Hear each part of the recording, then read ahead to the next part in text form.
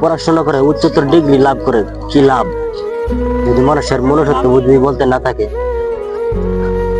একদিন আমি এক লোকাল বাস দিয়ে আসছিলাম, তখন কন্ট্রাক্টর যখন ভাড়া চাইতে আসছিল, আমার পেছনে বসা আমার সেই বড় হবে এক যুবক তার কাছে ভাড়া চাইলো, যে ভাই ভাড়াটা দেন তো।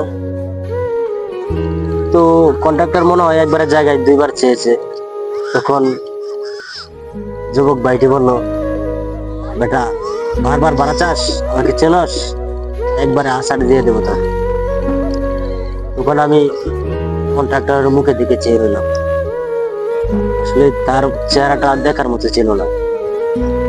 আসলে সে পেটের দায়িত্বে এগুলা করছে নাকি, আর পড়াশোনা করে কি দেশে এরকম হচ্ছে ছাত্ররা যে কিনা মুরব্বী বয়স্ক কন্ট্রাক্টর উঁচু নিচু মানবে না। আসলে ভাই দেশটা যে কোন দিকে যাচ্ছে বলার মতো নয়, যে যার মতো চলছে।